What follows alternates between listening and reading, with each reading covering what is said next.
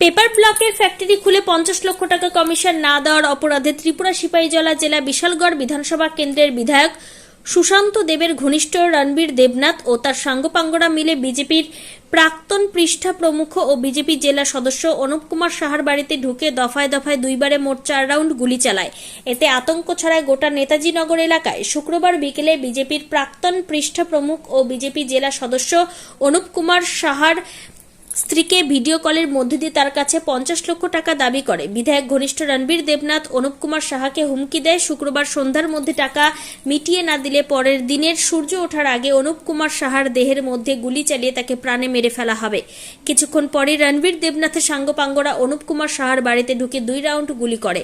তারপর শনিবার তথা আজ ভোররাতে ফের অনুপ সাহার বাড়িতে এসে 2 রাউন্ড গুলি চালায় রণবীর দেবনাথের সাঙ্গপাঙ্গরা। প্রশ্ন উঠছে, রণবীর দেবনাথ অপরাধ জগতের ছিচকে নেতা জেনেও বিশালগড় থানার পুলিশ ও বিধায়ক সুশান্ত দেব কেন তাকে আশকারা দিয়ে যাচ্ছে? কেন পুলিশ তার বিরুদ্ধে কোনো পদক্ষেপ নিচ্ছে না? এর পেছনে কি কোনো রহস্য লুকিয়ে রয়েছে? সেটা এখন বড় প্রশ্ন হয়ে দাঁড়িয়েছে। ত্রিপুরা থেকে বিক্রম কর্মকারের report, crime press Bengal news. হ্যাঁ, দরজা খুলছি পরেই ভিডিও কলে আমি রণবীরের চেহারা দেখতে পাইছি। হ্যাঁ, তো আমার প্রথমে জিজ্ঞাসা যে আন্টি আঙ্কেল কই? আঙ্কেল তো গরু নেই। আমি আসতেই দিয়েছি শুনো, ডর দেখাইতাম না, দমকাইতেছে আবার ডর দেখাইতাম না। এই আঙ্কেলরে কইবা আজকে সন্ধ্যা 6টার মধ্যে আমার 50 লক্ষ টাকা দিত, নাইলে কিন্তু আঙ্কেলরে শেষ করে মেরালাম। মানে হাত দিয়ে দেখাইতেছে আর ইয়ে করতেছে।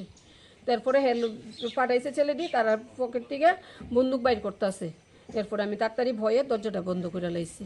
এরপরে ফায়ার করছে তারা। তো আমার আর মানে সাহস হয়েছে না, আমি দরজা খুলে সেটা যে দেখি যে ফায়ারটা কোন সাইডে হয়েছে। অ্যাকচুয়ালি আমি তো কন্ট্রাক্টরি করি, নিজের কাজের লেগা চলি। আর আমার ফ্যামিলির একটা ফ্যাক্টরি আছে, এটা দেখভাল আমি করি। বাট কালকে আমি সাইডে আসছিলাম, 4:30 পৌনে 5টার দিকে বাড়ির থেকে ফোন এসে রণবীর দেবনাথ ওরফে শানি নাম, সে তারা আরও 3-4 জন লোক আইসে নিয়ে কইতেছে আন্টি কথা কো। তো ফোনটা দিছে ওপরে কথা কইতেছে, ওপরে কইছে যে এই ফ্যাক্টরিটা যে দিছ এটা 50 লক্ষ টাকা লাগবো, নয়তো 6টার ভিতরে যদি টাকাটা না পাই মারলাম আঙ্কেলটা। এই কথা কওয়ার পরে তো হে তো হতভম্ব হয়ে গেছে। এখন ফোন করছে, আমি আইছি, এখন তো পুলিশ ফোন করা হয়েছে, পুলিশ আইলো, পুলিশে দেখা গেল। এবার আবার রাত্রেবেলা তো আমরা সবাই আতঙ্কিত। ভোরবেলা 3:30 পৌনে 4টার দিকে আবার 2টা আওয়াজ হয়েছে। এবার 2টা আওয়াজ এসে পরে তো আর আমরা কিছু করতে পারি না, রাতে আর আমরা কেউ বাইরেছি না। তো সকালবেলা বাইরে এসে যখন দেখতেছি, তখন দেখছি গুলির মতোই দেখতে। এটা অ্যাকচুয়ালি আমরা তো করতে পারি না এটার নাম কি হয়, কি আসে বিষয়, একটু পড়ে দিচ্ছে। এবার ইভেন আমার গাড়ির ভিতরে একটার ভিতরে হিট হয়েছে, গাড়ির ভিতরে পর্যন্ত গুলিটা হিট হয়েছে গাড়ির সামনে। তো এখন তো এমন একটা পরিস্থিতির ভিতরে পড়লাম যে যেই প্রশাসন আছে তারা সবসময় আইতেছে যাইতেছে, কিন্তু এইভাবে আমরা কি সাধারণ মানুষের কি কোনো ব্যবসা কইরা সৎ পথে উপার্জন করার মতো কোনো রাস্তা নাই আমাদের?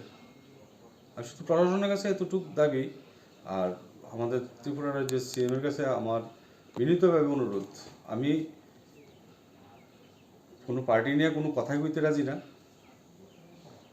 কিন্তু এই যে একটা ঘটনা হইলো, আমার ঘরে 2টা মেয়ে, বাড়িতে শুধু আমার ফ্যামিলি 3 জন আছে, এর ভিত্তিতে যদি এই হয়, আমার নেতাজি নগরের মতো কোনো দিন এই জায়গাতে কোনো ক্রাইম হয়েছে না। আজকের বাজারে এই হওয়াটা মানে কি, আমরা কি বুঝতাম পারতেছি যে আমরা কি হইব। আমি আনসিকিউর ফিল করতেছি কি এখন কি বাড়িঘর বেচা এখান থেকে কি জামুগা না থাকুম, এটিও এখন বুঝতাম পারতেছি না। সমর্থিত ইভেন আমি 2016-র পৃষ্ঠা প্রমুখ, ইভেন আমি 2018-র পরে আমি ডিস্ট্রিক্ট মেম্বার হই।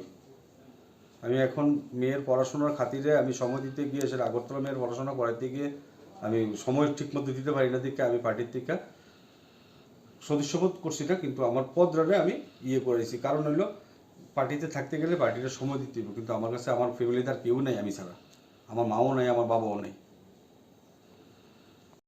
खराब क्यों हो रहा है विशालगढ़ में? लॉ एंड ऑर्डर ख़राब इसलिए हो रहा है क्योंकि कुछ ऐसे लोग हैं, 1-2 लोग जो इंसिडेंट कर देते हैं। अदरवाइज़ लॉ एंड ऑर्डर ठीक है। कुछ 1-2 इंसिडेंट हो जाते हैं जो कुछ ड्रग एडिक्ट लोग हैं या कुछ तरह के साइको लोग हैं और पुलिस उनको पकड़ने के लिए कंटिन्यूसली ट्राई कर रही है। इसी तरह का इंसिडेंट जो पहले से ही हमारे लिए वांटेड था, उसने आके कुछ एक ऐसे मिसक्रेंट ने कुछ हरकत की है जिसको हम अभी एक्शन ले रहे हैं और इसी स्पॉट पर चेक करने के लिए आए थे और 1-2 दिन में उसको भी अरेस्ट करके इस तरह की भी घटनाओं को कम कर देंगे। Thank you.